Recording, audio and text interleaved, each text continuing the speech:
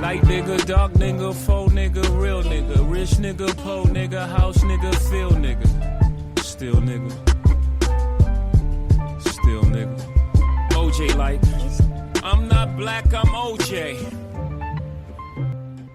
Okay, house nigga, don't fuck with me, I'm a field nigga. Yo, man, what's going on, man? What's good, man? Had to bring it in with that. It's probably the only reason that OJ may go back. But you know what's up? We back in the building. It's your man Q, and I'm here with the sister that I never met that mom's got to explain, or pops, whichever one. I don't know.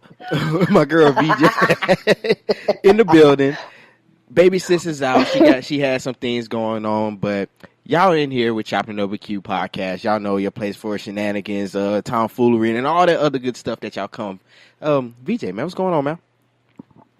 Nothing. I am just kind of chilling. Today was my cousin's son's. I guess my second cousin is what he would be. My little cousin turned 6 today, and I asked him. I said, "How old?" Well, yes, last night I said, "How old will you be tomorrow?" And he's like, 6. I said, "I've known you for 6 years," and he was like, "I don't know. I guess. How old are you?" You know, he's trying to throw shade at you, huh? He was being very shady. So I explained to him that I was quite a bit older than him, and he was like, how many more years do I have till I'm that old? And I said, a whole bunch, baby. I said, a whole bunch, baby. You're just 6. My man was prying for information. He was like, you know what I want a number. I'm not going to play with you. Give me a number. Which I did tell him I was 31, which, I mean, obviously, I remember being, 12 or 13 and being mind blown at the concept of being 30 or 31. So, I mean, I don't think he has a frame of reference. Yeah. Oh, why you playing? I never imagined being 30. I was like, man, I don't know what that's like. I looked forward to being 18 because I knew I'd get out the house, but that's about it. After that, life ended. I'm just saying.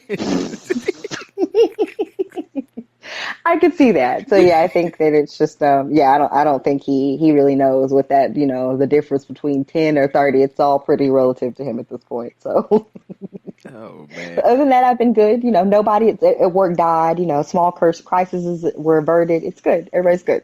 Yeah. Hey, I look. I remember that one moment I thought I was about to leave my job and head on down where you were to go ahead and handle some business. But you said you took care of it, so we good. Yep, nobody died. That guy's continuing to live.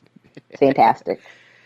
Hey, look, I understand. It's like, I don't know. It's like, I know everybody can probably talk about this. That moment where you get to work and you're like, you feel so unmotivated, or maybe overwhelmed. I don't know. I got a lot of stuff to take care of. So it's like every time you close one thing, something else come up. You're like, God damn, okay. That is exactly it. Like you look around and you're just like, I don't even because I'm one of those people where I have to make a to-do list. And so I always prioritize things and then go down the to-do list because it makes me feel like some type of satisfaction to cross the things off. And it just seems like lately, no matter what I do, I cannot get anything crossed off that list. Like I start something, get through it most of the day, and then the next day some problem arises. It takes all morning, so then I still don't even finish. So this to-do list has just been sitting there, staring at me on my bulletin board. I'm just so pissed about it. My feelings are so hurt. That's that moment you be like, man, screw that list, man. I ain't doing Just tear it down. Man, fuck this to-do list. That's how it be, man. Because I kind of put that tweet out. What was that, earlier this week? It's like, what's stopping you from being great? And honestly, I think everybody was time, my job, which of course takes your time. So it's bills. Well, yeah, for some reason, they never told me about that when I said I wanted to be grown. They didn't tell me I was going to owe people all my life. That's a lot. So much. They want everything, man. You just want to live a little, and they're like, no, you have to adult now. Give it to me. Yeah. Give me your money. That's a great question. If bills didn't exist, what would you be doing right now? Listen, we're not even going to get into that today because let me tell you, if bills didn't exist and I could just do whatever I wanted to, I would probably be a degenerate drunk whore. I promise. Damn. Kidding. In all seriousness, I would probably do DIY crafts, but you need money for that, I guess. So I guess I would take my money and I'd spend it on craft, and I'd have a room full of ribbon. I'd have a ribbon room. It'd just be spools of ribbon lining the walls. It would just be me doing like craft projects with like multiple size glue guns and like weird pieces of furniture. Oh, like I'd Lord. be selling large scale craft projects out of my like At your house. Like that garage. would be me. All day, every day. What are you making? Oh, I'm making a sofa out of pallets. So they're like, girl, what? Like, what? Making Why? a sofa out of wooden pallets.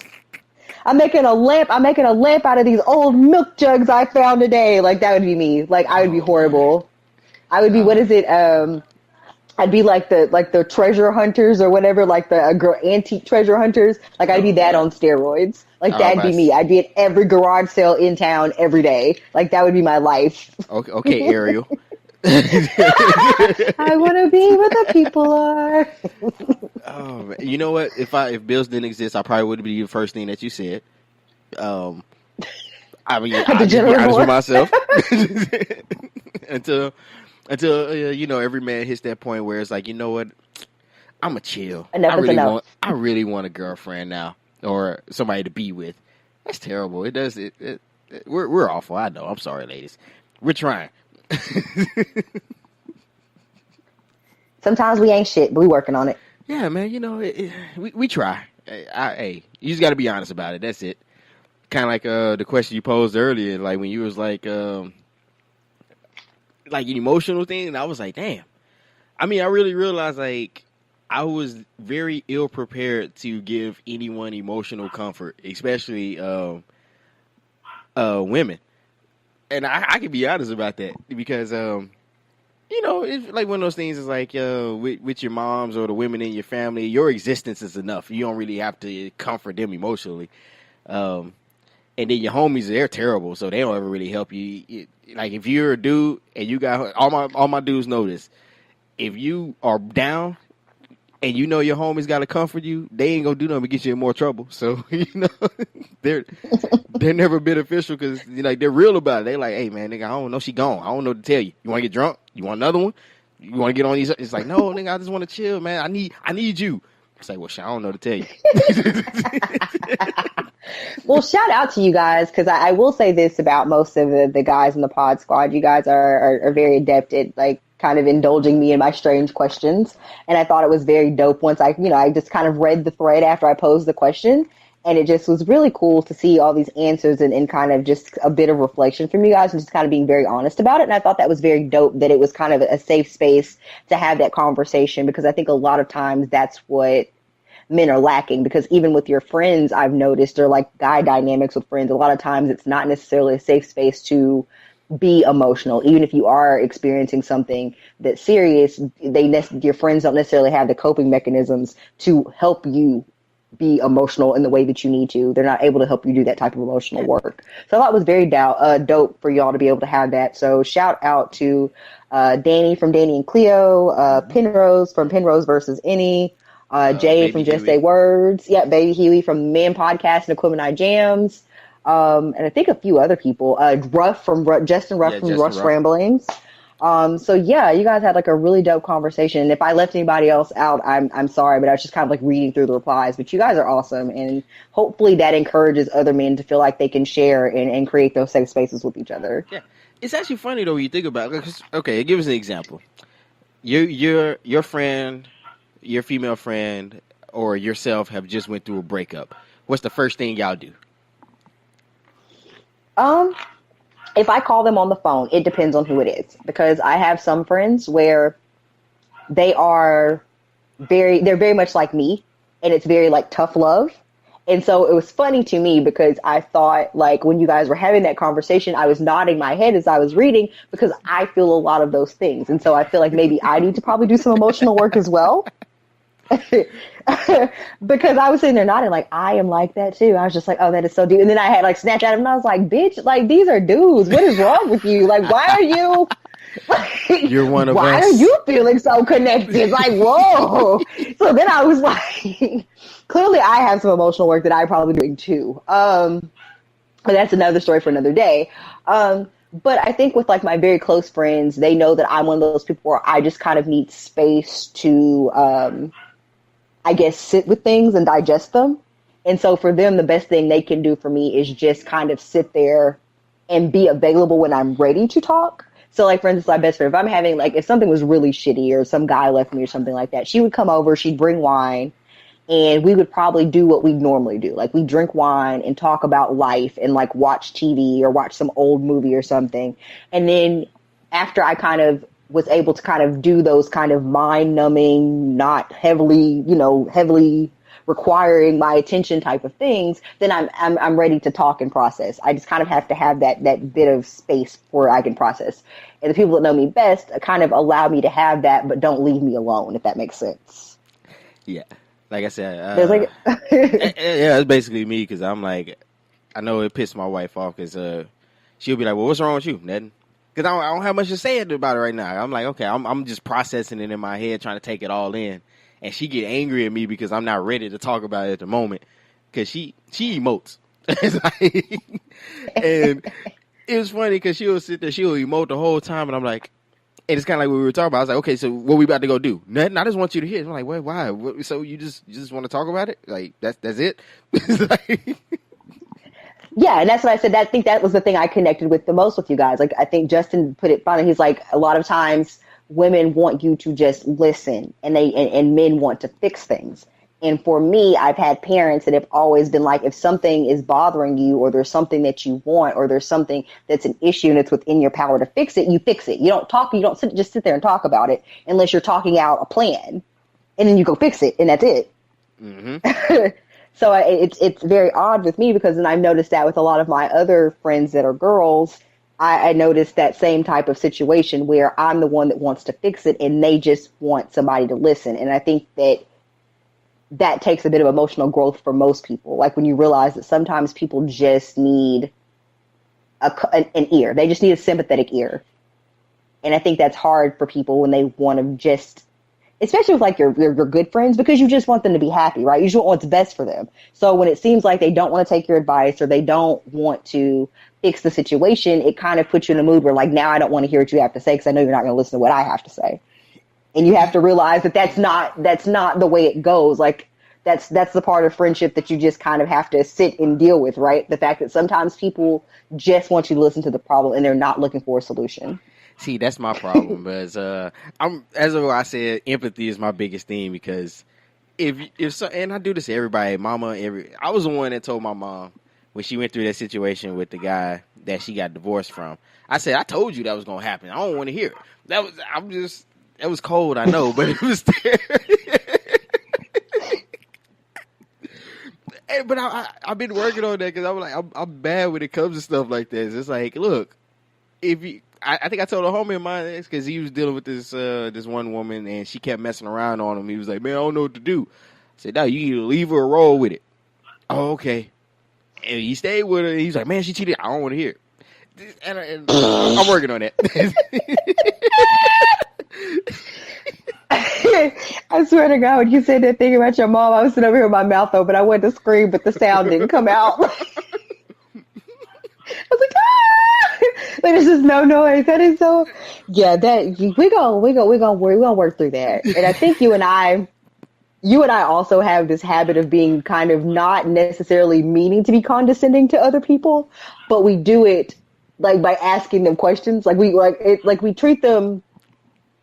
We have that habit of treating people like children. And so when they do things that we are like, God, why would you do something so dumb? Or why does this not make sense to you? Our immediate response is to be like, well, why did you think this would work? Well, have you tried this? Yes. Well, I don't. Like, it's like we try to walk them through why the shit they did was dumb.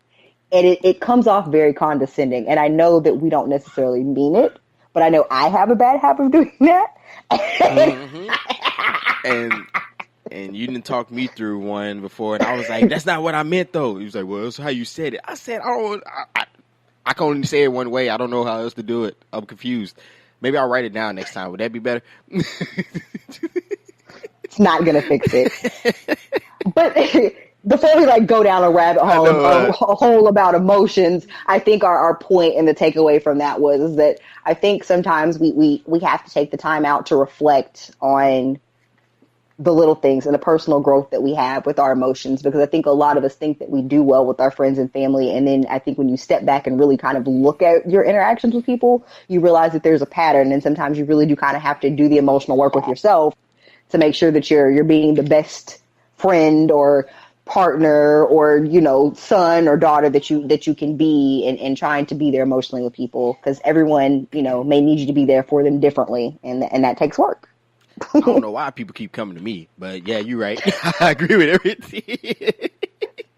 If they knew better, they wouldn't come over here asking me, because they know that I don't want to hear that shit. I just want to fix it, and then I want them to leave. Yes, I'm either gonna be that or I'm gonna be blunt as hell. Like, well, shit, that was, which I say it like this. I got it from my mom, because I tell the story every time. I remember one time, I don't know, I can't even remember what I did. That's how bad it was. I did something crazy, and it was a terrible idea. And she made me realize it was a terrible idea. And she was like, why would you do something so dumb? And me not getting to what she was saying, I said, I'm not dumb. I'm angry at her. She was like, I didn't say you were. I said, what you did was. And I said, I'm still not, because I was young. I didn't get it. So I was just like, but I'm still not dumb. Yeah, it's like, so it was like, but now when I do, you know, that's where I get it from. So I was like, oh, okay. But I don't know. That's a whole other story. Well, for some reason, there was a lot of stuff in the water everywhere this week. I don't know what went on. Crazy this week. I mean, it's great. Okay, so let's start with one. My man Juice is out. The juice is loose.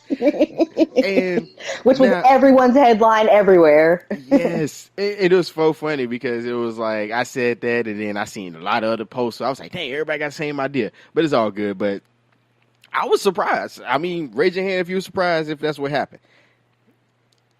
Because I knew they weren't going to let that man out. I said they were not going to let that man get out of jail. But for the people who did miss it, let's go ahead and play a little small clip so y'all can confirm. My vote is to grant your parole effective when eligible. And I concur with Commissioner Korda and grant parole. And in addition, our decision, although difficult, is fair and just.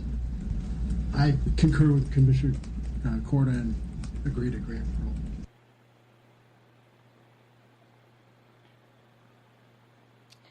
All right, CNN wants the trip. But anyways, what y'all was hearing is the committee granting Juicy himself parole. My bad. Orenthal James Simpson. I don't want him to come up after me, because I ain't got them folks for him. But but I never seen so many mad people though.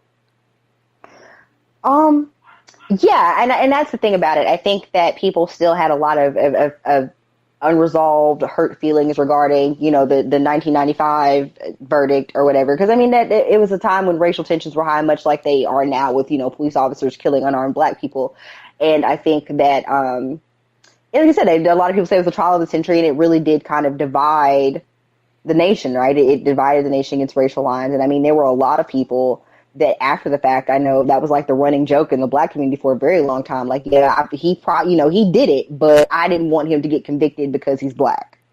And so just off GP for all the other wrongly convicted Black men in the world. So, I mean, I always thought that, and I mean, I can remember hearing that as a kid growing up, and I always thought it was very odd, but I think it's worth pointing out that he was acquitted of murder. So regardless of how you feel about whether he did or didn't do it, the charges that he's in jail for right now are unrelated. So if those people would have been like, no, we're going to deny your parole, then I mean, I think the narrative would have been, well, what did he do for you to deny his parole?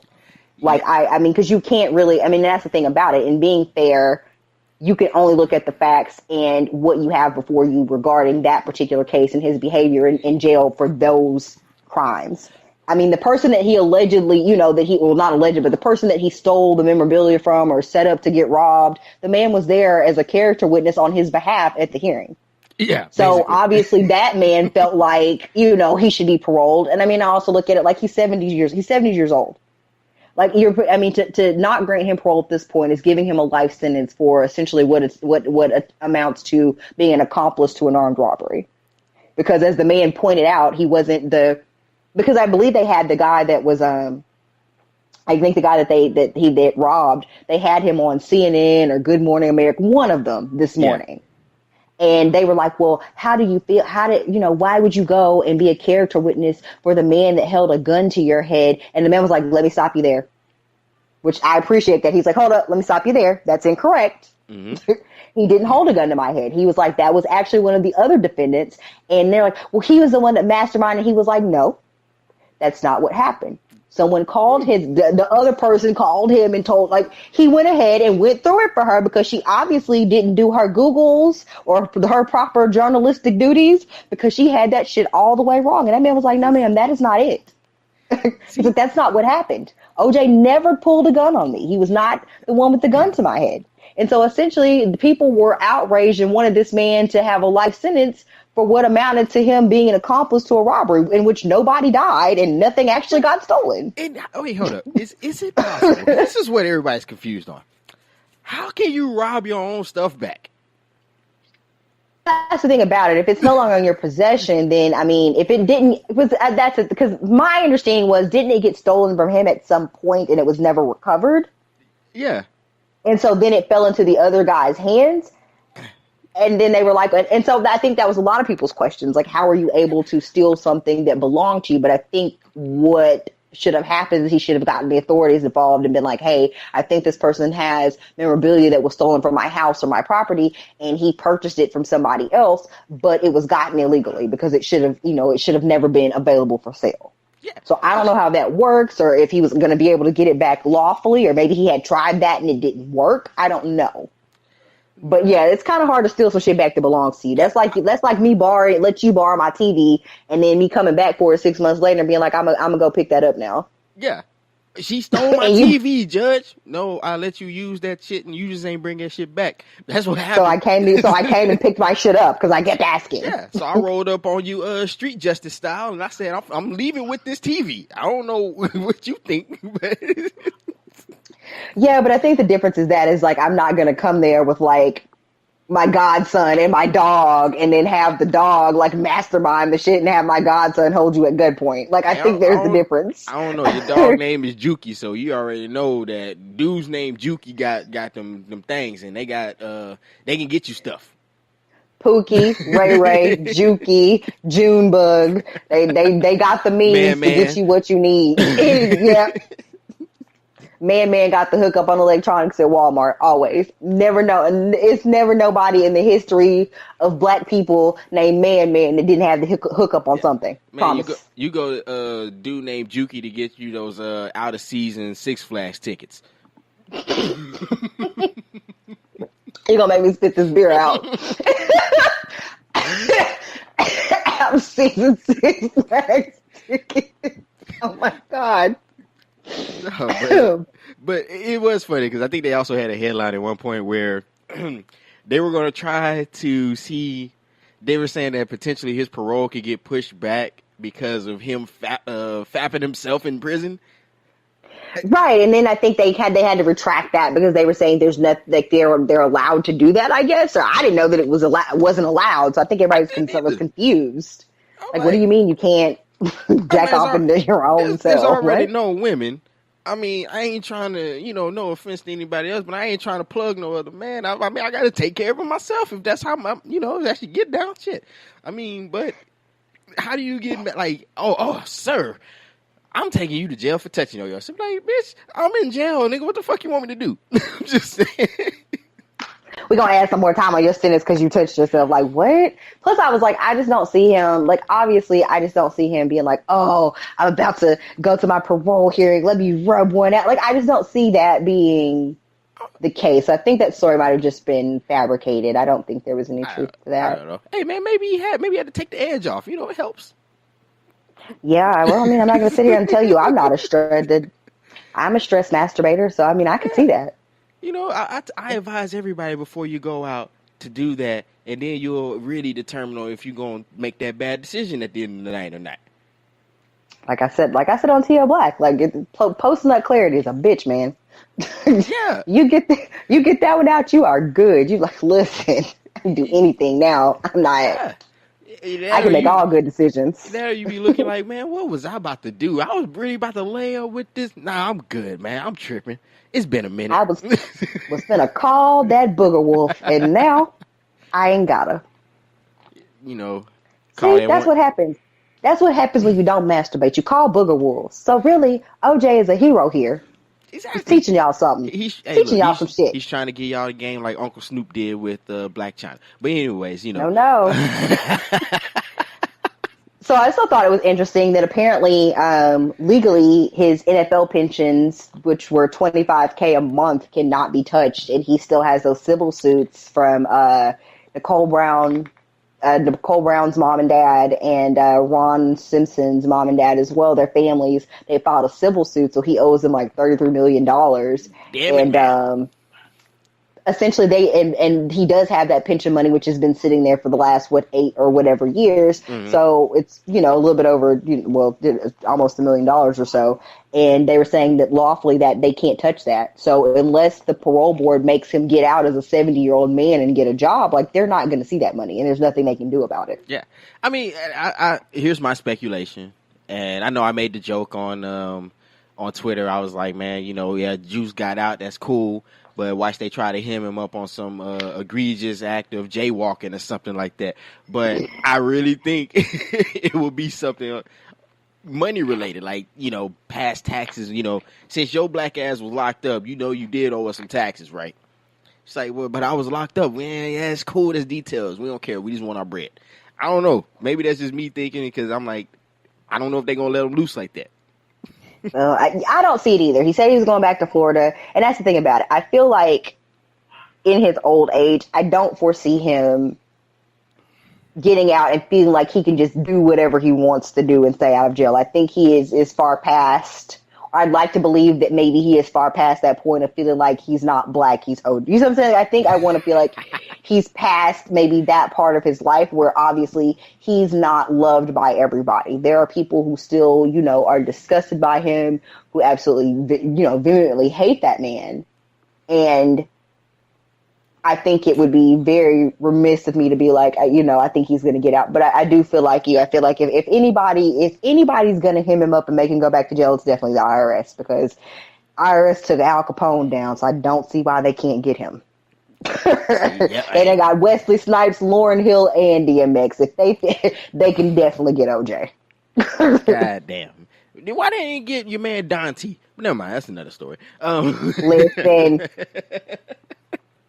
That's a valid question. Yes, at IRS on Twitter. Let's ask. How is it that man is unable to pay taxes for 20 years? I mean, that's a lot of write-offs, and I don't care what you tell me. If I got to pay y'all, I don't see it. But you know what? I'm finna look for some write-offs. I'm gonna be like, hey, look, if I I don't know, if I pay for anything for my wife, can I like write that off as independent backings or like investments or charity work? Yeah, there you go. Anything like that. Charity for the less fortunate. If I'm that dude that pay for her and all her homegirls medi petties, is that like charity work? Can I write that off? I feel like it is, because So, PSA, while we're here and we're talking about this, if you are a man or a woman, because I'm not going to say this is just men that do this, if you have somebody that lives with you, i.e. a hobosexual, one of those people that is only with you so they have a place to stay, if you out here if you're providing meals and a place to sleep, that is a fucking homeless shelter. You ought to be able to write that off. That's a tax write-off, baby. You run the soup kitchen. Yes, thank you. Look, if a jobless, homeless fucking transient is living with you and sleeping in your bed at night, I don't care if you love them, that is a homeless shelter or a soup kitchen, and you can write that off on your taxes. Man, we should even try to figure out how you can write off jump offs.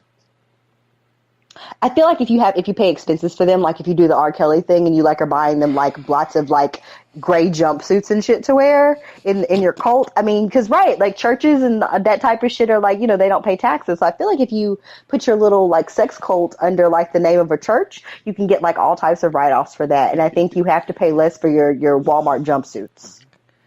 R. Kelly ain't do it. I don't know. I can't even say that without his face. Anyway, what are we talking about? More on that later. Oh man, I guess talking about Don T, I guess I'll go and brush over this one. Spicy, aka Sean Spicer, said, "Fuck that shit, I'm out. I can't do it no more." I don't know. I'm surprised it lasted this long because I think I made a joke a while back where Sean Spicer was just gonna get pissed off because of all the stuff that's coming out. It's like, man, you know what? Y'all can have it. I'm out. So my prediction was right. You are, and I think Sean Spicer was not equipped to do that job. I don't recall what Sean Spicer was doing before the appointing. I don't know what job he had. I don't remember.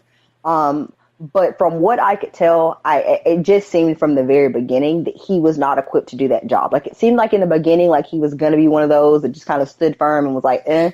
But I think he very quickly realized that because you're having to kind of harness, you're the press secretary, but then you don't know what all of these different people are tweeting. The man has, the president has his phone, he tweets things at 3 a.m. You don't know, you don't, it's just kind of like you're out there flying by the seat of your pants.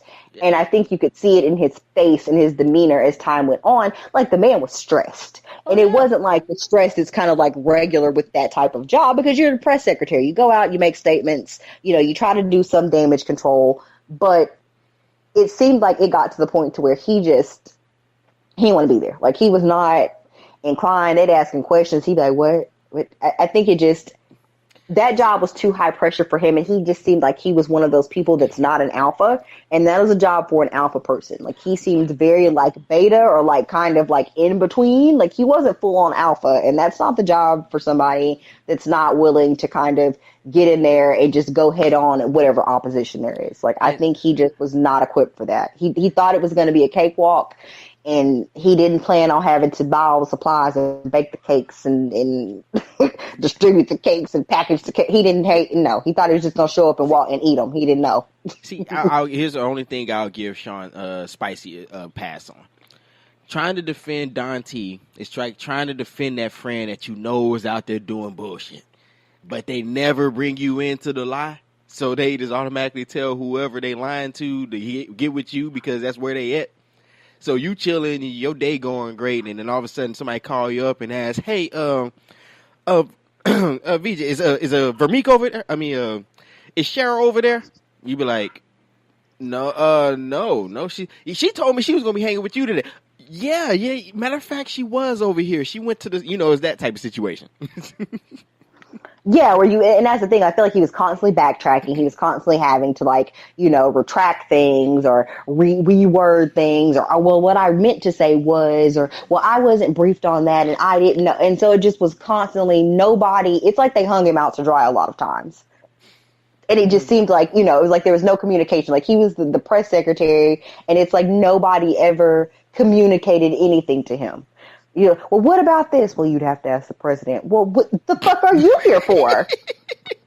Man, look, I'm just here to talk. I don't know. I have access to you. You're supposed to tell me what's going on. That's why the president is not up here and you are. See, and unfortunately, what I Heart Huckabee or whatever, or Huckleberry Finn or whatever the fuck she calls herself. Oh, yeah. Like, Sarah Huckenbuck, whatever. She seems like she's more equipped. And I feel they appointed her to his spot, and truthfully, and here's the thing about it. Like, she had been doing all the press conferences, right? Nobody had seen Sean Spicer for a bit. And I was about to tweet out, like, maybe 2 days ago, I was like, somebody should check on Sean Spicer, which I think Maxine Waters had tweeted out too. Because I hadn't seen the man in like ages, because the Sarah Huckabee chick was doing all of the press conferences. So it seemed like it was in the works. So I just assumed maybe he was sick or something, but obviously this had to be in the works, or something was already up, or he kind of, he felt like there was already blood in the water and they were circulating anyway. It had to be, because he hadn't really been at a podium in some time. Man, look, shame on him. I don't know what to tell him. Hey, look, go ahead, take that job at the elementary school, hanging out and chilling. This ain't the game for you, man. Yeah, I think he thought politics was going to be the place. And I think for a lot of people, if you get into politics to do good, you find that there is a lot of bureaucratic red tape. And if you aren't prepared to do what it takes to essentially run with wolves, like, you're going to be the sheep that gets eaten alive. And unfortunately for Sean Spicer, that was him. He got his ass eaten alive by a bunch of wolves. And I don't think he was prepared for that. Oh man, that's. Oh well, like I said, I kind of figured it was gonna happen soon. So it is what You're it right. is, man. My brother is a visionary. Hey, I try, man. I never mind. Oh man, so what else has been going? Oh, so allegedly, so Vermeek, VJ, VJ underscore Burton. However I want to address you. I just want you to know this: that anytime a man has a Nickelodeon gat coming out of his penis, that's a bad thing. So, well, let me be the first to tell you if a lady has some type of green discharge coming from her hooch, you probably need to just walk away. Don't get close. You know what? I kind of remember going over STIs in school, even some in college, and I don't remember one that said green discharge. Do you happen to remember? So here's the thing. No, not in school. Okay. I told you, my mom worked at the health clinic as an administrator. And so, I used to help out during the summers, and I would help the nurses, and I would file like STD. Well, at that point they were still calling them STDs, but I would file test results for people. And there have been a few instances where you write, in charts and you write down symptoms. Some of that stuff would have you wanting to lose your lunch, but I don't recall in all of my time there seeing something called something being listed as greenish discharge. Now, I have read something similar to that on WebMD, but I did not know that was something actually happened with people. And apparently, I didn't either. That's why I was like, when they said green dish, I said, whoa, green. So if you don't, well, let us backtrack.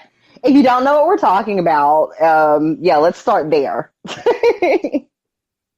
So tell us who actually was the person with this green discharge, allegedly.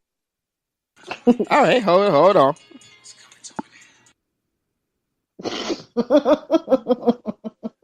I gotta let folks know.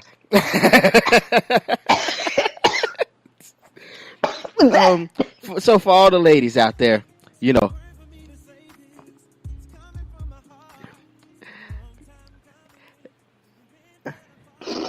hear it was a long time coming. I guess this was meant to be taken literal. I never figured out, but it all makes sense now. No, and I can remember when that song came out, people used to joke about, it's a song about STDs, and he done gave somebody to clap. Like, people used to make that joke all the time, right? Like, I'm not the only person that remembers that, people making that joke that it was about an STD. Oh, man. So Usher out here giving folks the herp. Like, wow. Hey, the love that keeps on loving. When my dad used to tell me, you keep it, you carry it around like old luggage. That is the gift that keeps on giving, baby. Because I just honestly, and here's the thing about it, like, I am one of those people where, like, I inspect it if it's coming near my face or my privates. Like, I need to look at it extensively.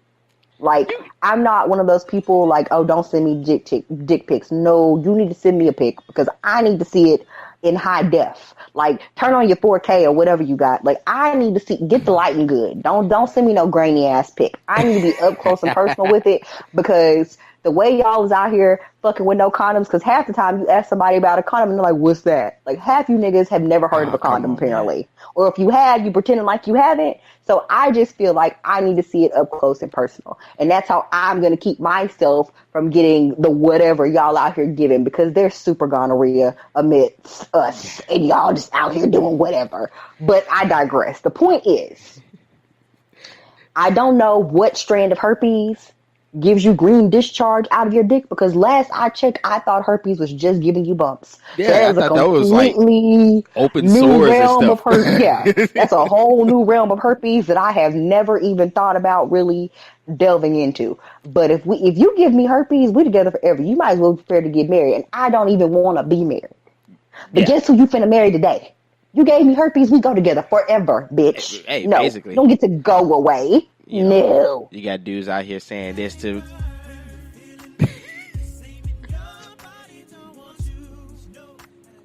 Put your lighters in the air. You know what? Think about it. So he said, your body not jumping like it used to. I mean, look. I mean, the man was preaching and telling on himself in the whole. See, look, Usher is the one that started snitching on yourself movement. No, note He that. did. No. You heard it here first. It'll have to. Matter of fact, no. I think he just took from his older brother, Robert Kelly. But that's another story. We're gonna get into that too. So, but yeah, I mean, going into this whole thing, it's like, okay, herpes, but allegedly, I think the story was broken by a smaller column. I don't know how true it is. I guess you just got to take it for face value or whatever. But allegedly, that's what they were saying. Like green discharge, which basically smashing women with Slimer's dick from Ghostbusters. Okay, but yeah, I mean, last time I checked, herpes was more like open sores and things like that, massive bump outbreaks and stuff like that. So I don't know. I don't know. I know he settled out. Didn't he? I think what happened was, because it's my understanding, or what from I could tell, is that it's not necessarily that this was recent. It's just that the court documents surfaced because they're public record. Yeah, but that's a good question because I think it was back in 2010, so 7 years ago. Right, which I mean, obviously he still has herpes, but yeah, so it's like 7 years ago. But then you got to ask the question. I mean, he was still married to what's her name, which I'm sorry, I thought that woman was ugly. My bad. Tamika Foster, the hairdresser, and he has a habit of marrying like the help, and I don't mean that in like a derogatory way. It's just normally most rich people or stars they normally marry people who have like similar income, especially men. Or not, I shouldn't say like normally. I shouldn't say that, especially men. But I should say normally with stars, they marry other stars because it's very hard for you to marry somebody regular and then them understand your lifestyle and and that type of thing. So usually, if they have not married somebody that they knew before they became a star, if they get married once they are a bigger star, they normally marry other stars. I mean, they just kind of, we see that in like the rap community. They just pass the same chicks around over and over and over. So, oh, man. Why you playing? They just pass the same 3 chicks around. So I think it's one of those. So for him, it's like Usher just has but he's been a star from a very young age. And so he didn't go to regular high school or do regular shit with regular kids. And so I think he's always just been surrounded by older women who loved his music. And so he just dates the help. Like she was his hairdresser or stylist or some shit. And then his wife, Miguel or Grace Miguel, wasn't she like his publicist or something like that? I don't know. Yeah, she worked for him, and it's like, yeah, she was doing something on his team. So he's a track record of dating people that he is paying. Look, this is a message for men and women. Don't eat where you shit. Don't smash the help. Don't date the help. Leave them. Matter of fact, don't mess with nobody in your same apartment complex. You're breaking rules now. Don't do that. You don't do that. That's absolutely true. And I think people gloss over that, like people that date people that they work, that type of thing. Anything where you have to mix business and pleasure, a lot of times it's a bad idea. So maybe we should throw back to what we said originally. Like you need to masturbate first and then think if that's a good idea. Yes. Masturbate first and then figure out if you're going to do that, because no. All right, last thing, man. Go ahead and talk about your man R. Kelly. So R. Kelly gets out here and allegedly, I think he's another one that's been snitching on himself all his life. I mean, we saw an old video back in like the old 90s when he was like, "Do you want to go home with me? Blah, blah, blah, blah. You got to be at least 18." And he's singing and women are screaming. And I'm like, whoa, what? I'm just saying, nobody else caught that though. But all right. Like I told one girl, I said, look, R. Kelly's always been weirdo. And what I mean by weirdo is not saying that he's not a deviant. First of all, I think being a deviant is weird. So yes, he qualifies as a weirdo in my book. So the man tried to marry Aaliyah when she was 15, 16, which the parents agreed to. So that's another question. He tried to marry a 19-year-old last year. He pissed on a young child who was actually supposed to be his goddaughter. So that nigga had to die just on GP. Right. What else has he? I mean, he calls himself the Pied Piper, and a lot of people don't know the story. The Pied Piper is actually kidnapping kids out of a village because they ain't pay that nigga. Let's see. Hold on. The list goes on. You listen to some of his old lyrics. Yeah. He talks some strange shit. And here's the thing about it. Like, I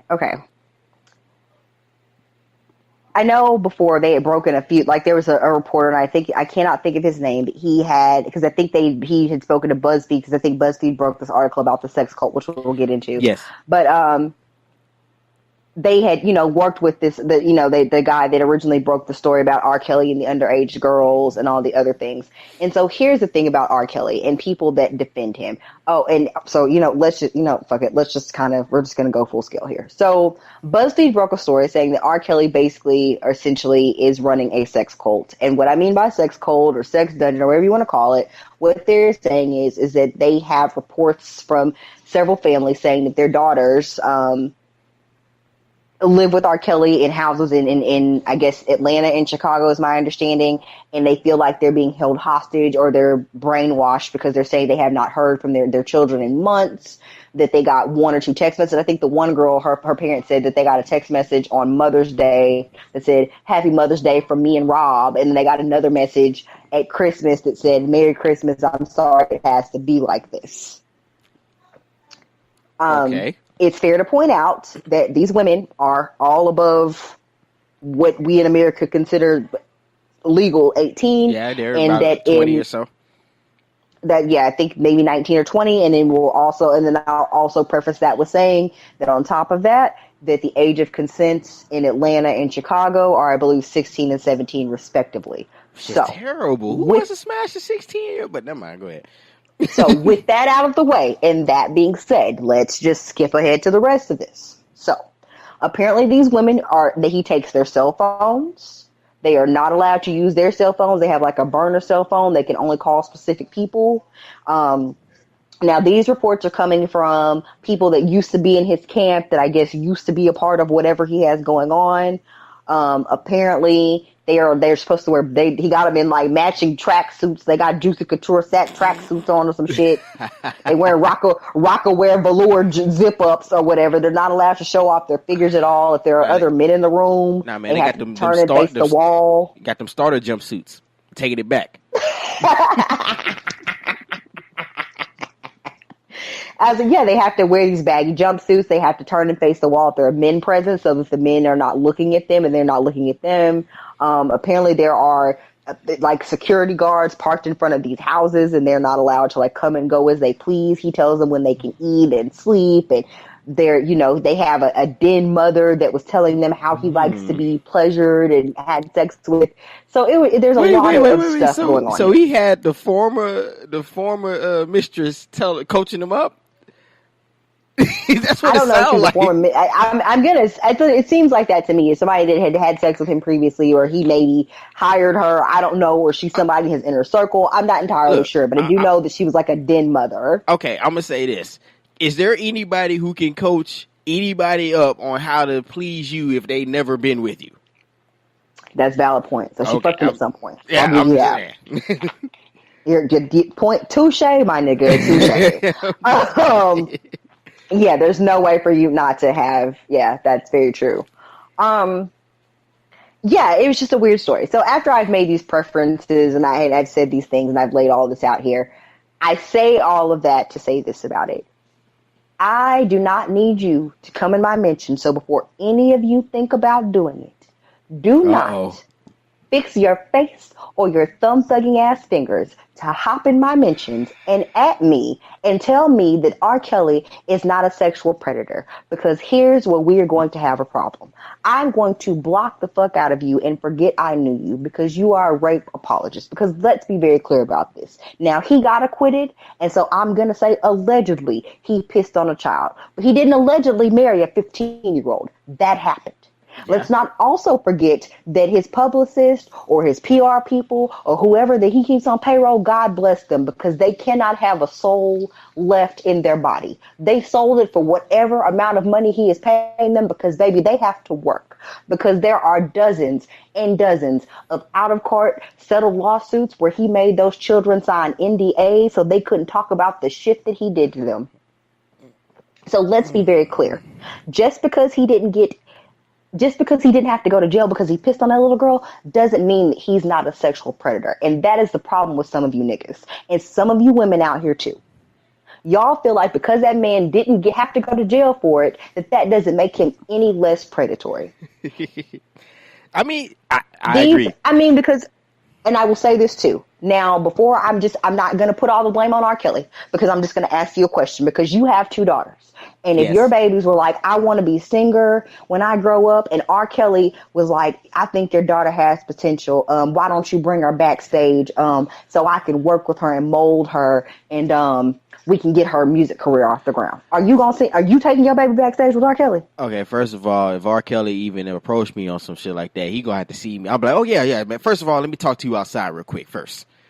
I'm just saying that's not going down. But that's where I have to ask these questions, because allegedly, based on the story, the parents signed off on allowing, but I don't know if they were underage when they went to him, but there was a point where the parents were cool with them going to say, oh yeah, R. Kelly gonna get your career on track. Sure.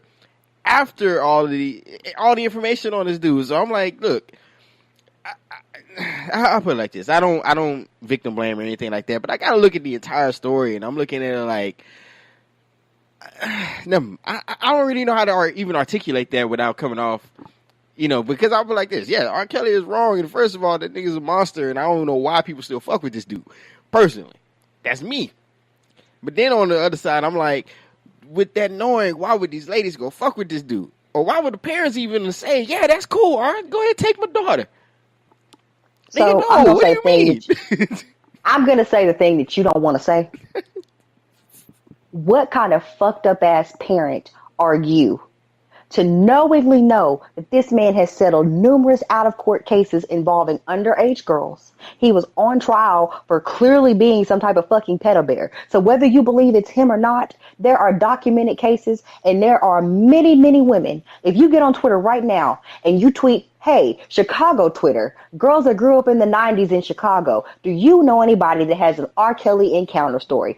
I guarantee you will get at least 12 tweets back from some bitches that know somebody that had an underage encounter with R. Kelly. It might not have been sex, but some creepy ass shit happened where he approached them on some bullshit. So here's the thing about it. The information is all around you. The pieces are all there to the puzzle. Y'all's dumbasses just won't put the bits together. So here's the thing about that. If you are a parent of a child, and that's the problem with a lot of you niggas. Now, this is strictly for you niggas. A lot of you niggas was out here defending R. Kelly, saying that it was okay and they were overage. Here's the thing about it. When you are 17, 18, 19 years old, yes, you are the legal age of consent. But let's all be very honest here. Let's think about the things we were doing at 17, 18, 19 years old. We weren't all making good decisions. We were doing stupid ass shit. Your frontal lobe, the part of your brain that makes decisions, is not fully formed till you're damn near 21, 22 years old. He knows what he's doing. He's preying on these women who have dreams of stardom, who feel like because he's a Grammy award-winning artist and a songwriter and he's a millionaire, that he can take their lives to the next level. And when you don't have shit, when you're from inner city, wherever, and you've never had shit, been anywhere, done anything, and somebody's offering you all of this, of course you're going to take it because you don't know any better. Ooh, he's preying on these girls. And so for you to sit there and feel like it's okay, something is wrong with you. And I think for a lot of you niggas, it doesn't click because you don't have children or you have boys. Because if you have little girls, it's not going to matter. Because when you look at them, they may be 4 or 5 or 6 now. But when they're 16, 17, 18, 19, and these old ass predatory men are looking at them, it doesn't matter to you that she's 19 years old. You still see a 6-year-old with pigtails, and that is still your fucking baby. And you're not going to want some 50-year-old man preying on your child. So I don't care what any of you niggas say, you're dead fucking wrong. Because if it was yours and it was your children and your cousin and your auntie or your sister or your whatever, you will be up in arms ready to go blow this nigga's house off the block if it was behind yours. But because of some kids or some girls that you don't know, it's okay. And it's, oh, well, they're consenting adults. It doesn't matter. No, that nigga's running a sex cult full of impressionable young girls who don't know any better, who've never had anything. I mean, but that's okay with you niggas. Don't come in my mentions with that either. I'm dead ass serious. Like, I'm very serious right now, and I know we're not normally serious on this. Do not come in my mentions with that bullshit. Like, I promise you, I will drag you down my fucking timeline, and then when I'm done with you, I will fucking hang your carcass out to dry for the world to see. it matters not to me. Don't do it to yourself. Yeah, and that's not the hill you want to die on. I mean, I agree. It's a difficult situation. I do get the idea of well, they're grown, they chose to. I mean, I look at it the same way because basically what you just described is the NCAA. I'm just saying, like, basically everything that you just said. It is. You described the NCAA. It is. And impressionable young men that are workhorses that are making your college millions and millions of dollars and not getting paid one damn red cent. You are it's yeah, but it's a cult too. And that's the thing is, like, I think people look at it different because we look at just the age of consent and not the age of maturity. Which, honestly, let's just be honest, a lot of people in their 30s ain't mature either. Shit, but But that's the thing about it, but I think that's especially with like black households and black people. Like, how many people have like a creepy ass uncle or a creepy ass cousin or something like that? And instead of, as a black family, instead of being like, nah, this creepy nigga needs help, or something's wrong with him. Oh, you know he not right. You can't leave the kids with him. See, I'm actually happy. Oh, yeah? I'm actually happy that I don't know that cousin. I like right now, like in my immediate family, the people that I actually fuck with, I don't know that guy. But if we did, we don't play that, and that's the thing. So it was like, no, if we did know him, dude would get mobbed on, and that's just it's just that.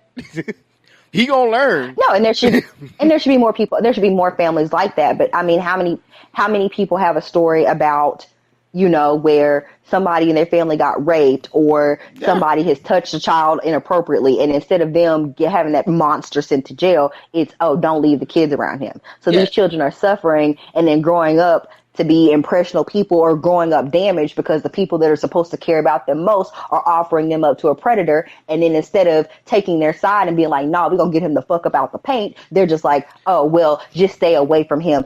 Something's not wrong with him. Yeah, and the same could be said, well, something's wrong with R. Kelly. Stay the fuck away from him. Okay, that's called cool and well and good, but the nigga should still be in jail. And you're a stupid, horrible ass parent. And I said horrible, and I mean horrible, if you send your children willingly to R. Kelly. It's something wrong with you and him. Yeah, because knowing the information that's present, you're just being a terrible adult now, or I was like, your frontal lobe is fully functional. Your kid's not. What's your excuse? Oh man, well, you know what, y'all?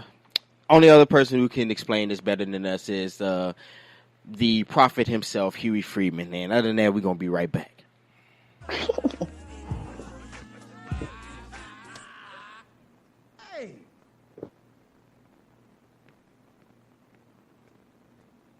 What the hell is wrong with you people? Every famous nigga that gets arrested is not Nelson Mandela? Yes, the government conspires to put a lot of innocent black men in jail on fallacious charges. But R. Kelly is not one of those men. We all know the nigga can sing. But what happened to standards? What happened to bare minimums? You a fan of R. Kelly? You want to help R. Kelly? Then get some counseling for R. Kelly. Introduce him to some older women. Hide his camcorder. But don't pretend like the man is a hero. And stop the damn dancing. Act like you got some goddamn sense, people. Damn. No playing around here. Whoa. Hey, you with the afro. Give it a rest. Beat it. Put the music back on. Can't nobody explain it better than the Boondocks. So y'all heard it there first. The Boondocks has been the first to bring a lot of stories that we just never think about. And culture really dating a black man. That was the Boondocks. Yes, it absolutely was. What else happened on the Boondocks? Oh, people who tripping about hip hop. Somebody's getting a little strange with the fashion. Boondocks did it first. Oh yeah, Thugnificent and the Lethal Interjection Gang. That and do the homie. Was it Gangstalicious? The Gangstalicious Man Bag. Come on, man. That was yes. That is hilarious. Man. So we actually had that last segment was our I guess you'd say our current events / I guess we go ahead and get a little. I guess we could brush over a couple of things with the social media stuff that's going on, and then after that, we actually got a new segment for everybody. But For me, what you got with us on the shenanigans? Well, I just got two. We're gonna keep it pretty short and sweet. I'm gonna let you take care of this first one. So on the vein of people snitching on themselves, Oh man. Okay. we're gonna talk about a local rapper who stole / bought a dog and then talked about it on social media, and yeah. Okay, so this is also the whole, like I said, this is a phenomenon and an epidemic out here for people snitching on themselves. They had a Florida drug dealer who actually called the cops and said somebody stole his cocaine. You can't make this stuff up, but it only happens in Florida. But actually down here in the good DFW, somebody stole Lucky Whitehead, who was a wide receiver for the Dallas Cowboys. They stole his dog. And, okay, so they stole the dog, but then they decided, we gonna drop a ransom video on to try to get the dog, get some money for this dog. Not only did they do that, they said their names and they showed their faces. So, you know what? I'm gonna just let the video play and y'all can decide.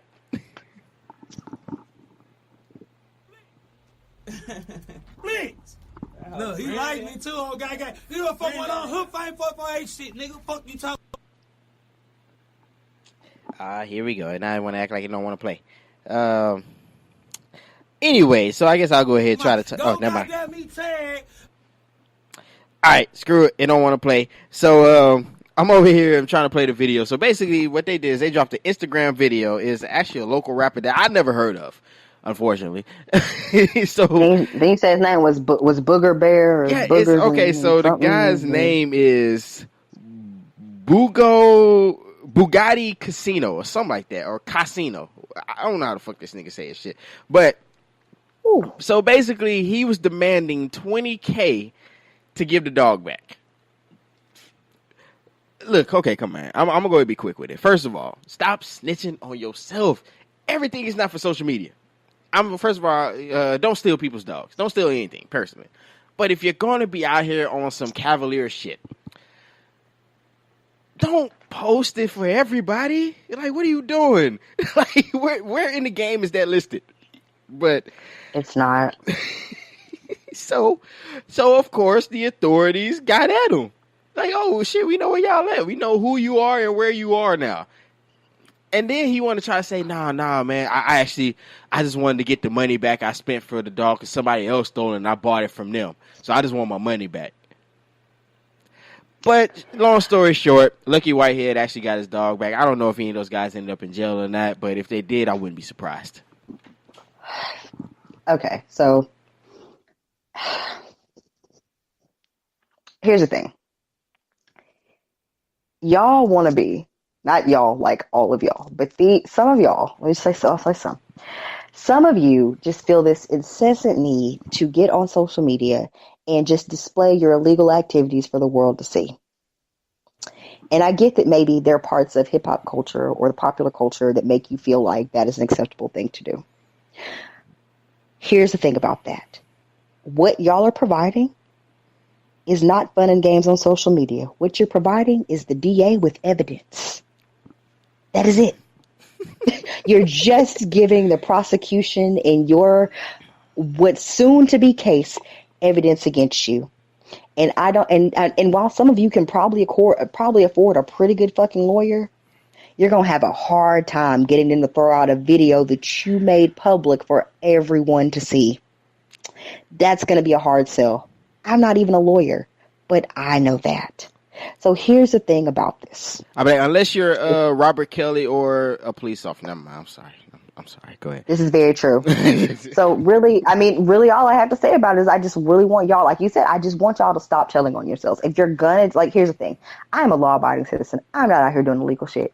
But I guarantee you, if I was doing illegal shit, none of you would fucking know about it. I'm not gonna post videos of my illegal activities because here's the thing about doing illegal shit.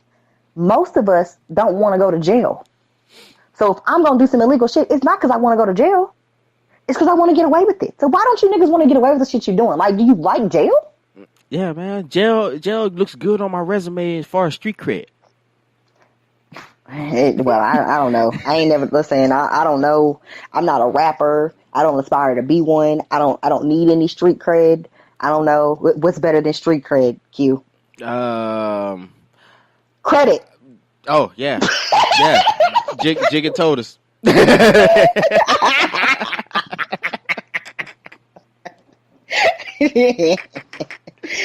So there you go. From Jay-Z's mouth to your ears. There's something better than street cred. It's credit. Don't do it. So yeah, I mean that's those cats. Tough break, niggas. I don't know. But go ahead, B. Hope you go to jail, dog stealing ass niggas. Terrible. Gonna do some illegal shit. You ransom. Who the fuck? Ransoms dogs. What kind of criminal ransoms dogs? Like, y'all wild. Y'all really need to get some hobbies or something. Take up needlepoint. Y'all disgust me. They need something, man. I ain't never. That's the first time I heard of something like that. That's like taking somebody's cat named Bosco and say, if you want Bosco back, nigga, I need them $30 you owe me. I'm just yeah, that's wild. Like, I'm not some wild ass shit. We're not gonna do that. Yeah, y'all trying to recreate. What was that movie with Justin Timberlake, Alpha Dogs, where they kidnapped the drug dealer's brother or whatever? Yeah. Oh man, what else you got for us, man? I just have one more. So this one actually is kind of a social media story. Okay, so here's the thing about it. Whatever side you choose to take in this, I'm just going to lay the facts out here for you and we'll go from there. So a couple of days ago, a user on Twitter who is, she is at Feminista Jones. She's pretty popular Twitter. I mean, people would consider her like Black Twitter elite or whatever. You know, however you dictate that or whatever. She's supposed to be one of those people. So, she gets on Twitter a few days ago and says, I don't normally do this, but I need you guys' help. My car has been impounded by a known scamming entity or like one of those just like kind of like bargain basement cheap, like rip off like towing companies. Mm-hmm. So then she goes on to put her PayPal link up saying that she needs $250 to get her car out of impound. She's supposed to be driving somewhere or going on a flight or something. She had something or somewhere to be that night, and she's supposed to be trying to get there. And she needed to be there to get the car out of impound by 6 to make it wherever she needed to be that night. And she's saying that her wallet and keys and stuff were on her, and her cell phone were on her or on her person, so she was able to walk back to her apartment, but the $250 was just not in the budget, and could the people of Twitter help her? Now, here's the thing about it. There are a lot of people who like what she does or like her writings or whatever, and they actually did donate money to her, and she was able to raise $250 relatively quickly, and then much more than that. And apparently she was saying that she does, advocacy work with like homeless children or like teens, and that the money was going to go to some project that she's currently in the works with. I don't know how true or false that is. That's what she said. So, I mean, we're just going to go with allegedly. I don't know, because I don't really, I follow her, but I don't really know much about that portion of that particular story. So here's where it got very good. There are a lot of people, because so I will preface this by saying, if you read her tweets, it comes off very condescending to people sometimes. And she is one of the originators of every nigga is broken ashy. Mm-hmm. Everyone. So if you know who I'm talking about, you've read her tweets and you do know that she has a habit of calling all of everybody's broken, and every man is ashy. And so when they got wind that she needed $250 to get her car to impound, the jokes flew. They made her own hashtag feminista loans. So you can search that on Twitter. And the internet, I keep telling y'all, we keep saying it's undefeated, but it is for real undefeated. Life comes at you fast. You was just calling everybody broken ashy, and now you need their help. So, isn't that crazy? It's funny how fast things turn on you, huh? Yeah. And to add another interesting piece to this, Tariq Nasheed, the crown prince of the Hoteps, he was like, I'm going to send her the whole $250. So he screenshots a PayPal screen saying that he's sending her $250. But here's the thing. Somebody pointed out to him, okay, that's cool, but that's the screen where you type in the amount of money that you're sending and it asks you, are you sure? That's not the confirmation screen. You didn't send her any money. See, look, you gotta go through with it, man. You can't be in there half-stepping. You gotta go out there and be like, look, you know what? I'm gonna do a final FU because now this broken ashy dude that she claim I am is here to help her. You got to go through with it. I'm just saying. If you're gonna be petty, follow through. You can't be kind of petty. You got to be all the way petty. Just go all the way live, ratchet up your petty. I ain't gonna lie. It's something I probably would do because I am that asshole. I would be out here and be like, oh, you need me now? How much you need, girl? Let me shoot this to you. Hey, see, that's me though.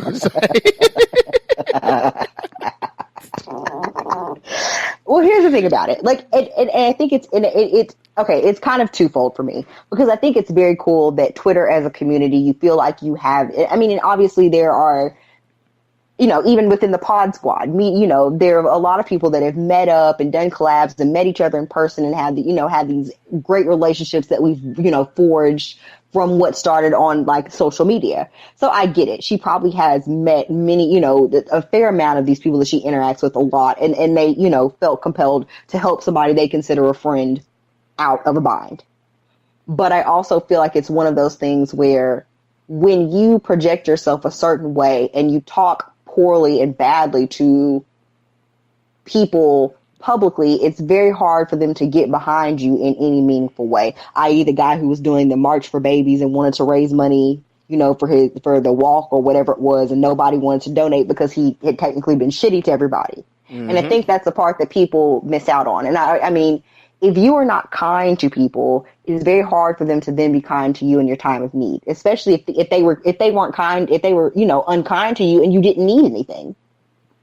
Like, it's one thing to be like, nah, I don't want to, like, give you my money. It's a different thing to just not have a kind word for somebody and they weren't even, like, doing anything adverse to you to begin with. Yeah.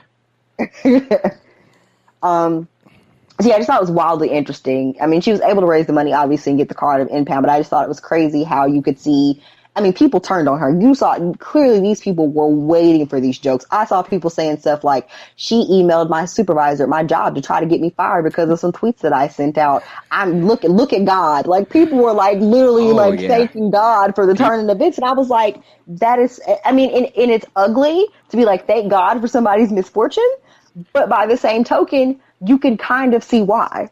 Yeah, I mean, it's people like to get that final FU or to have a one up on you, and that's the whole thing. It's like you do have to be careful how you treat people because I know you tell me this all the time. Not everybody's gonna be receptive to what you say, and then of course if you're coming at people a different way to where you're like intentionally being an a-hole, then yeah, when push come to shove, people gonna say basically just point you the finger when you're in need.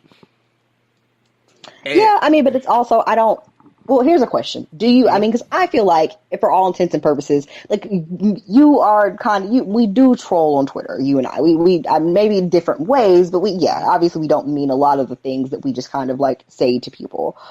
But based on the community that we have as far as friendships or relationships or business relationships, do you feel like you would get on Twitter to ask people for money? I personally, as much as I know some people rock with me, I'm too prideful, so I probably would just be like, shoot, I'd rather hit these streets and do it. Not a legal way, but just find another way to do it. I'm the type of guy, I know there's people I can't ask, and it's an automatic yes, but that's a hard question for me to ask them.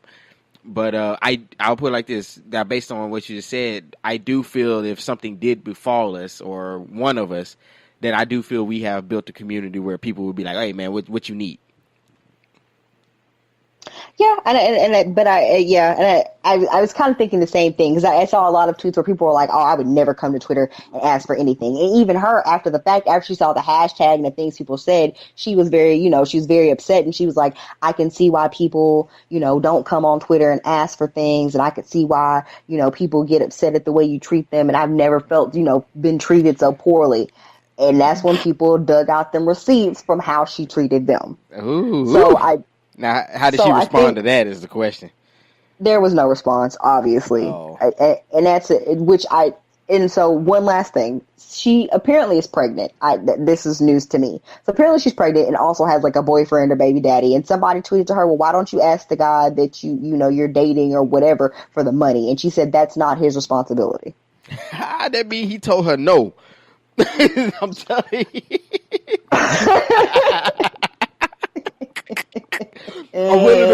It's only two things. He told her, kiss my ass, or he don't exist. Well, yeah, probably, and I don't. And saying I don't know her life, and I don't purport. I don't purport myself to know how these people live outside of Twitter. I just know what you put on the internet for me to see. So my whole thing with that is like I can understand, because here's the thing: like in me dating people, and even with my ex-husband, I've never been one of those people where I feel like I'm going to ask you for your money. Like, I know we have joint accounts or whatever, but I go to work like you go to work. And so I don't feel like it's fair for me to ask you to support something. You know what I'm saying? Like, but I also feel like something like my car getting impounded is something that I could probably come to a romantic partner about. Yeah, I don't like different. asking people for money. I was like, I don't like asking people for money either. But in that type of case, we're like, hey, my car got impounded and that's my livelihood and that's the way I get to work. I would like to think if I'm in a relationship with somebody and we've been in one long enough, they would be like, sure, if I have it to help you out, I would. Yeah, I mean, that's different. That's the difference is like, yeah, if I'm in a bind, and yeah, I can go to, somebody close to me so we can, get the funds necessary. But if it's just like for recreational stuff, then nah, that's on you. But yeah, I totally get you. Yeah, that was just wild to me. She felt like it wasn't his responsibility, and I'm just thinking to myself, I'm pretty sure the guy they're referring to is actually the one she's pregnant by.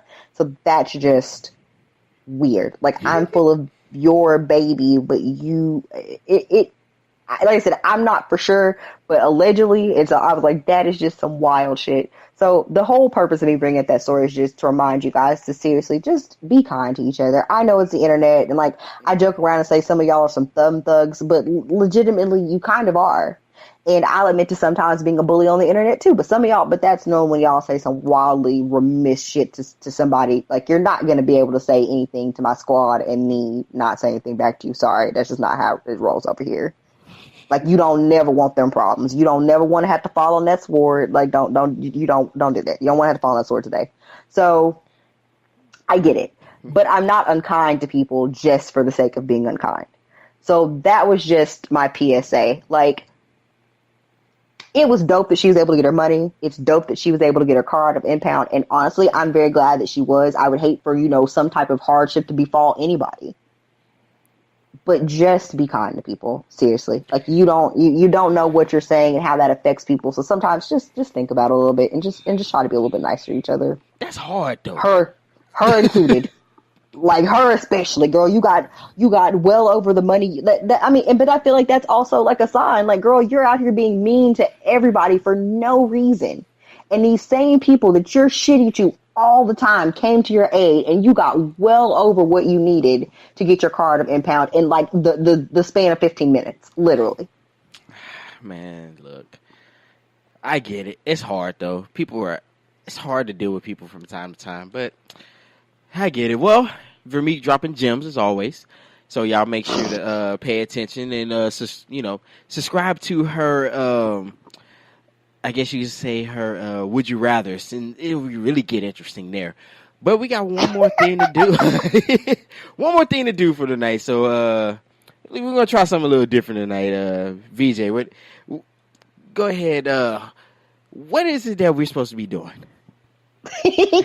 All right, so we're gonna try out a new segment. We're working on some cool things for you guys. We've been trying to improve the podcast, and so we were thinking, why not do a different segment? So since him and I are brother and sister from another mother or daddy or however you want to put it, but we decided we're gonna do a little debating. So we're gonna call this segment sibling rivalry, and we're gonna pick a topic here, and we're just gonna take opposite sides of it, and we're gonna debate it out and see what you think. And I think I've just now thought of this, but I think what we'll do when we post the episode is we'll do a poll, and you can tell us who you think won the debate. Okay. Which we already know who it's going to be, but we'll give her a shot though. Oh my goodness. Oh goodness. And in honor of our inaugural run of this, I'm going to do what I do best. I'm going to pick a topic from Twitter here. And then Q, obviously, next week we'll get to pick the topic. Okay. So he so graciously let me pick this night. But we're going to talk about women and their safety with these men on these dates. Oh, man. if you are like most women who are of dating age, you have constantly been told by your parents and family members and whoever else around you that you should be cautious. Now, I will say that with anybody. You should always be cautious when you are going out with new people and people you don't know, because people are out here being serial killers. That is a real thing. That is a real thing to consider. Like, obviously, that's a very small portion of the world, but it's not. It doesn't exist until it happens to you. So people are always have these horror stories or cautionary tales. So for women especially, I think it's gotten to the point to where you hear so many horrible things happening that there was kind of a. I believe a girl whose Twitter handle I don't have, but she tweeted out that she she was going on a first date with a guy that she didn't know well. And so what she usually does is she takes a picture of the person's license plate and then sends it to like her mom and a friend so that they know who she's with. And essentially somebody replied back to her and was like, well, for one, if you take a picture of the license plates and they kill you, all that is the catch, and that doesn't keep you from ending up dead, which is a valid point. So that's not what we're arguing here. Yeah, that's true. But the other portion is there were several men that said, if a girl takes a picture of my license plate on the first date before she gets in the car, I'm going to drive off and leave her there because that bitch is probably setting me up. So that is where we're going here today. Hey, that's true. Oh, man, I'm going to get destroyed, but go ahead. I am going to take the position that it is more plausible that it is simply to keep that person safe than it is for somebody to be setting you up for some type of robbery. I mean, I don't know, man. Look, we all done been in situations where you have some insane woman who, as soon as you stop talking to her, she got all your information and she's sending folks to come see you. So I don't know. I would feel the same way if a dude said, if all of a sudden, when I first met my wife and all of a sudden she snapped, taking pictures of my entire car with my picture in front of her, like, man, hold on, what you doing exactly? So I'm just saying. Talk about smile in front of the car, baby. I just want to make sure so I can post this and say it's our first date. And she's sending her homegirls, hey man, watch this car. Tell us. Well, here's the thing, and here's my initial thought when they said that about it being a setup. I don't need your license plate number to set you up. Like, I'm already in the car with you. So wherever the fuck we going, if I want to set you up, the setup already in motion. It don't have shit to do with your license plate number. If my plan was to set you up, it don't have nothing to do with your license plates. You was going to be set up from jump regardless. That plan is already in motion. So what are you worried about the license plate for? I mean, that's just weird though. I mean, okay, I'll put it in, let's put it in context. Let's flip it. If we going out and you say, hey, I'll come pick you up. I'm like, all right, cool. And as soon as I walk down, I walk to the back of your car, take a snap, and walk to the front of it and take a snap. You ain't gonna be like, hey, B, what you doing? That's not gonna be the first thing that comes in your mind. I would ask you what you were doing, but if you told me, hey, I took a picture of your license plate so that I can send it to somebody so that if something happens, they know who I was with because nobody that knows me has met you, what could I say to that, realistically? Like if you I feel like as an I'll be like, if you feel that unsafe, how about you meet me there? And then we can go from there. And here's the thing about that. If we're speaking specifically to you getting picked up from a person, then I feel like it's a safety precaution that you ought to be able to take, and that person ought to be able to understand that. But I also feel like, if you could say that, the point could be made. If I feel that unsafe with you, why am I going with you? Why am I getting in the car? But here's the thing about people that are serial killers and kidnappers. It is there are kidnappers that do snatch and grabs, but it's very hard for you to snatch and grab a whole fucking adult by yourself unless you're chloroforming them or something like that. Yes. So that is not normally what happens on dates. Normally you are comfortable with this person. The date is going well. You have no red flags. They aren't doing strange things. And then they get you alone or get you somewhere. And the next thing you know, it's stabby, stabby, stabby or rapey, rapey, rapey. I mean, and that's, me downplaying it. And obviously it's a very serious thing. But that's the thing about it. Most people that end up in these situations where they're in compromising situations or scary situations, it's with people that they trust.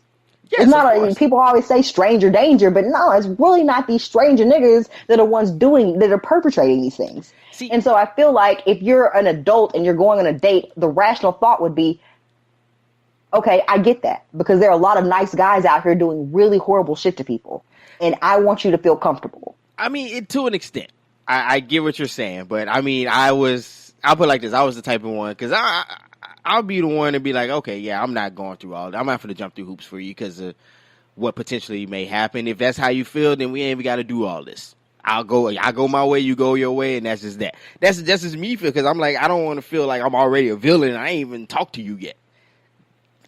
It's like, so I mean, and that makes sense, but I also make this point as well. Anytime I've ever went on a date with somebody, and let's say because here's the thing about it, most people as adults, like if you are seeing someone new, you may, you talk on the phone to that person, you may have a few conversations before you decide to meet up and have like one, a casual first date or some type of first date.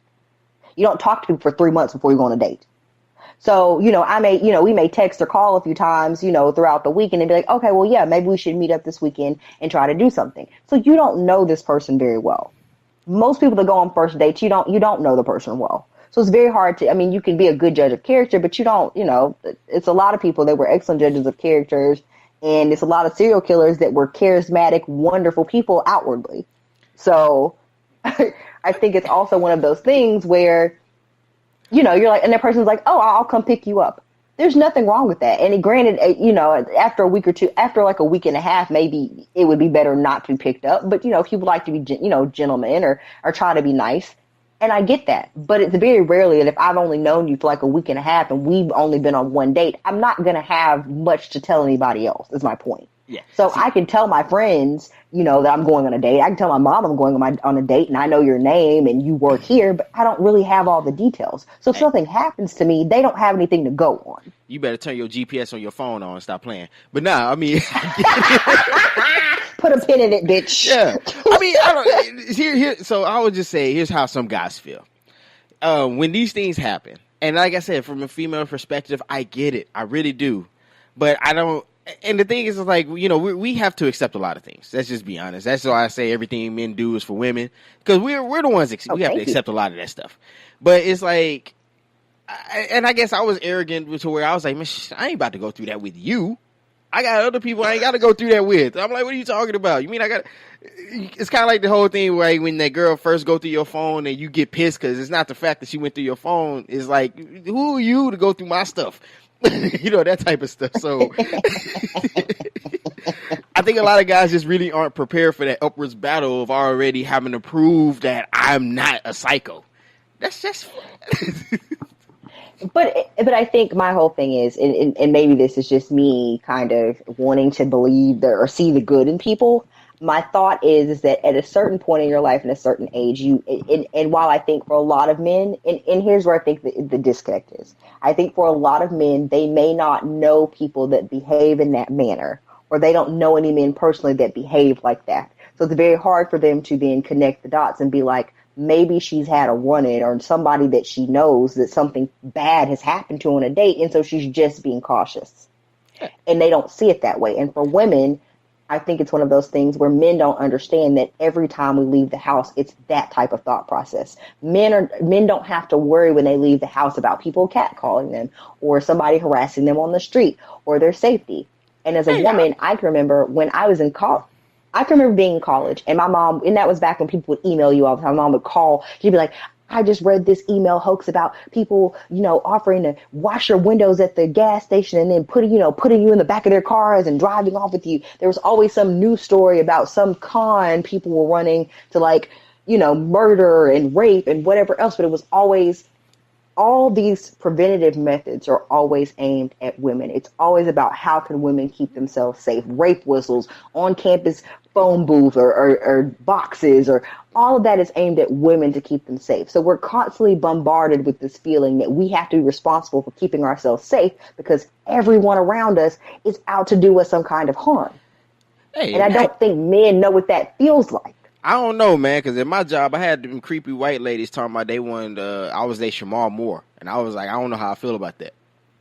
But now, go ahead. That's weird. And they're probably So they're weird and racist. And yeah, she was like, "Ooh, y'all, you are eye candy." I was like, "Okay, I need to walk out of here." okay, maybe it's not racist. So it's not racist, but it's definitely sexual harassment. Like that's a bit much. Tell those weird creepers to keep their hands off you. But okay, I do get that though. You're right. It is hard, especially if you're a guy. You like, I ain't never done that before. So a lot of us, we get in that situation where we like, why should I have to prove something I've never done? It's almost like being guilty of something, of a crime, and you like, I ain't do nothing. What are you talking about? Right. So, like, yeah, I've never done that to any woman. But here's the thing about it: like, you could be telling me you've never done that, but how do I know? Like, I would keep in mind, but this is our first date. I've only known you like a week. So you could be telling me you've never done this, but I don't fucking know. You could be a for real rape. Like, you could have raped a bitch, 3 hours ago. How would I know? See, man, I mean, it's just tough because I'm always like, shit, fuck it, don't go out. Don't go on a date with anybody. You just go with your homegirls. Or go on double dates starting off. I don't know. I mean, it's hard to really say, though. But that's the thing about it. Look at what you just said. I go out with your friends or go out on a double date. So basically what you're saying is, so essentially what you have just said to me is that because I should be responsible for my own safety, which to some point you should be observant and alert. Mm-hmm. I have to be responsible for my own safety. But there's so many shitty people in the world that you probably should just say, fuck it, don't go on these dates. It doesn't matter that you're an adult woman, you ought to be able to leave your house and not be a victim of some horrific crime. And you shouldn't, but just in the event that you might be, don't go on dates. Just go with your friends or go on a double date. Like, you don't have the option to go out with the person alone because you want their license plate number. No, you know what I'm saying? Like, and that's the thing, but that's immediately where male minds go. Let me fix it to where you don't have to worry about this. So we're going to fix it to where you do all these preventative things all the time to keep yourself safe. And even then, that may not work. Okay, here's what I'm going to do. But you're just going to have to cut certain things out of your life. I'm going to start a service. It's going to be called Daddy Watch Service. So you contact me, and any lady that's going out on a date, I'll tell you the entire time for a nominal fee. Would that work? I'm messing. Which, I mean, oh man, okay, that might be a good app idea. Hey man, Android or iPhone app developers, man, y'all hit me up. We finna start some things. It's like a lift for creepy pedo bear dates. Yeah. Hey, look, we're gonna call it Guardian Angel, and what we're gonna do is we're gonna list a bunch of guys who gonna be basically there as your bodyguard in case this dude get weird. Which, I mean, I think there are some places that do that. They call them angel shots, and they have them in like the bathroom, the women's bathroom. And they have it listed, and there's specific shots that you ask for, and that means they'll either call you a ride, or somebody will call, say that you have a phone call and need to leave, or they'll call the police depending on what shot that you order. I think they did that. I think they did that on Shameless too. On the show Shameless. Shameless is dope, by the way. And, but it was funny because all the women wanted to sleep with him afterwards. Well, I mean, yeah, there's something about a nurturing, protecting man that just makes women go crazy. But oh man, that's beside the point. So the whole point there is that I feel like it was an interesting debate, but I also felt like there's a disconnect right there because I feel like these women were reliving these horrific things that have happened to them or people that they know, or these instances where they felt very scared or very uncomfortable with a man and wish that maybe they had taken down a license plate number or a name or paid attention to, the address of their apartment or things like that. And so I think that while being alert and aware does do a lot for you, I will mention that a lot of times when you do things like get down a license plate number or ask somebody for their whole name or address and say, hey, I'm texting it to somebody. If they were planning on being predatory and crazy with you, they're less likely to because they know they're going to get caught. I think that actually happened to me one time when I was just dating. The girl just took a picture of me when she got in the car, and I was like, what is you doing? Oh, this is just in case. I said, no, we're not going that route. You can go ahead and go back in. I was like that, so I get it. Because I'm like, man, I don't need any misconceptions. Because the first thing I always say is Q is never going to be in any sentence starting Q did blank. Nope, it's not going to be true. But Yeah, and that's the thing. I think a lot of men find it very difficult to understand why a woman would want to take your picture or take a picture of your license plate. But the takeaway here is, again, if I'm going to set you up, your license plate number really has nothing to do with that setup, because the plan is probably to rob you. So if anything, I'm going to try to take you back to your house or whatever under the guise of having sex with you, and then have somebody kick your door in. You know what I'm saying? Like it's your license plate really has zero to do with you getting set up. I don't And know, I think man. that was the argument that I saw the most of. And it's like, if I wanted to rob you or set you up, that's not the route I'm going. I don't know, man. You might be doing like an underground sting operation on, import sugar or something. I don't know. Import sugar, Jesus. But look, I just want all of you to be safe. And some of you shared some very traumatizing, horrible stories about situations that you've been in that were scary. And I'm just glad that you were all safe.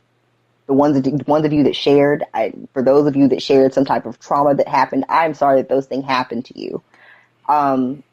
But I just want people to know that it's just always about being an ally to people and trying to see things in a different light. And I think when we're talking about emotional intelligence, it's a lot of, like you said, it's a lot of times it's very difficult for us to connect to things that we don't know in our everyday life, things that we don't experience, things that we don't know anybody to do personally. It's very hard for us to connect with.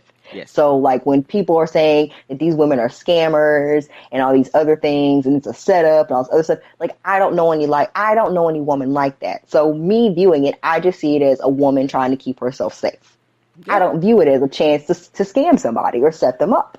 And for you, you don't know any niggas that are out here load women into their cars to go stab them later or, be weird and rapey and inappropriate. So it's very hard for you to be like, why would you? So I can see why you'd be like, why are you taking pictures of my plates? I can see both. I think we can see both sides, but it seems overwhelming. Like the men that had something to say about that were just being trash. Not all of you are trash. Let me just put that disclaimer out there. Not all men are trash. But VJ has joined that. She's joined trash statements. She's joined Feminista Joins, y'all. Man, I don't know. No, I'm stop. Don't say that. Don't say that. I'm not saying all of you are trash. All I'm saying is that some of y'all say some trash things sometimes. And telling a woman that she shouldn't do what she needs to do to feel safe is trash, because you don't know what the fuck has happened to her. And if her getting her license plate makes her feel more comfortable with you and y'all can have a good day and think nothing of it after that, like, why does it matter? And the other thing that perplexes me about that, honestly and truly, okay, if I don't take a picture of your license plate the first time, what if I don't take the picture? What if I just look at it and it's only, 6 numbers? 7 numbers? I can memorize 6 fucking 7 numbers. Hell, I could have looked at your front plate when I was getting in the car, typed a text message to somebody, and then sent it. Like I didn't even have to take the picture. So what are you mad for? I could have done it and you not know. You're only mad because you saw me do it. Because you seen it, of course. It's just like, when you see something, yes, it makes you upset. When you don't know what goes on, it doesn't bother you. Kind of like cheating. But anyways, okay, podcast over. Debate. We got to close this one out, y'all, man. Look, we appreciate that. Y'all hit us up. Let me know if what I said. I already know I'm going to get destroyed in the Twitter, but it's all good. We just trying to do dialogue about this stuff. But we appreciate Tell them where they can find you. Oh, yeah, that is true. I do have to do that. So, man, y'all already know me, Q the Great. I'm on Instagram as well as Twitter under that name, Q_the_great. And make sure to follow the TCD Media Network on YouTube. Yeah, we actually have a YouTube channel, but we're trying to work on getting some more things on that. But also on Twitter. That's where we broadcast all this stuff. This is where we produce the shows, all that stuff. Make sure to check out all the other dope programming they have on there. Happy Politics, that's also where the backlog of Talking 30. And Talking 30 is actually the radio show that I participate on myself, Geronimo the Don, Picture Perfect Ashley Nicole. And, we talk a little bit things of life after 30, or up to 30. So it's a real just informative show. We try to talk things a little, it's entertaining. I'll say that. And also make sure to check out the pod panel with my man, myself, when I'm there, Andrew Westmoreland, John Salvatore from the John Effect podcast, and I'm just Jackie, AKA Miss Jackie is what I call her. Yeah, check that out on as well. You can catch that on SoundCloud under the John Effect page. Umbrella, yeah. Yeah, so I think I covered everything this time around. I believe so. So, VJ. Well, I'll launch into it. I think you left one thing off. You guys seriously check out Talking Damn it. 30. The radio show is amazing. That is on the After Party radio. They have an app you can download for Android. I guess, is it for iPhone as well? Yes, that's correct. Okay, so you can download that app to listen. They are going to be on the B side, and you can catch them on Mondays from 8 to 10, and you can actually call in. I don't have the number handy, but you can catch our tweets, 214-717-4827. Look at him. Boom. Just Hey, man, I'm look used at to that. shouting So it out smart. now, man. So clever. Such a clever man. Look at I that. try. But I try. yeah, so you guys check them out. Download the app, check them out. You can listen to it when you're in gym. You know, it's 2 hours of your time, but they definitely drop gems there. The segments are great, and it's really just kind of, if you're close to 30, over 30, I think you can definitely relate, because I think we all kind of are in that space where we're going through growing pains. So it's a dope listen. Seriously, if you're not doing anything Mondays from 8 to 10, it's a good spot to listen to. Yeah, you'll definitely enjoy it. I highly recommend it. And I'm not just saying that because Q is my bro and he's on. Like, it's definitely worth the listen. Besides that, I am VJ, everyone's favorite podcast head cheerleader, Pod Squad. Yeah. But you can catch me on Twitter. It is at BJ_Burton, BURTON. I didn't do Would You Rather questions this week. I just kind of been like, it's been a crazy clusterfuck at work, but I will be back with you next week for more fun and games. On IG, it is always Vibrant V with 2 E's, VEE, and on Snapchat, it is Meek B, MIQUEB. So you can always catch us on Twitter. That is the best place to get in touch with us. We have an email now, right? Is that a thing? Yes. Oh shoot. Hold up. That's terrible. It's new, man. Y'all leave me alone. But let's see. The email is choppingitupwq.podcast@gmail. And At gmail.com. Yes. So chopping, that's minus the G, it's up wq.podcast@gmail.com. So yeah. That is where you can catch us. Email us your questions. Talk to us about the show. We love to hear your feedback. We love hearing from you guys. So that is always a good time. So yeah, tell us when we're fucking up, and tell us when you love things. And if you just want to ask us questions, we love that too. So any feedback is always welcome. And we'll try to. I think we're going to work on trying to get like a Twitter and an IG for the show, so you guys can keep in touch with us there. We're slow going. We're a young podcast. We trying. We're trying to get it together, so just bear with us. But I think that's all I have as far as announcements and whatnot. You have anything else to add? Nah, that was it, man. I'm gonna have to pay you as my publicist. You know all this stuff. I'm like, look, y'all got questions for me? Just talk to VJ. She got all my info. Almost feel big time. Well, here's the thing about it. I think is you know, as Pod Squad head cheerleader, I think I've made it my business to know everything. I think I've made it my business to know a little bit of everything about everything. So that's probably the case. Yeah. So like I said, I think that's it. I can't think of anything else. Are we missing anything else? No, that is it. So other than that, we appreciate everybody who's listening, new listeners, old listeners, all that stuff, man. We appreciate y'all, and we gonna be up out of here. Yeah. Bye, guys.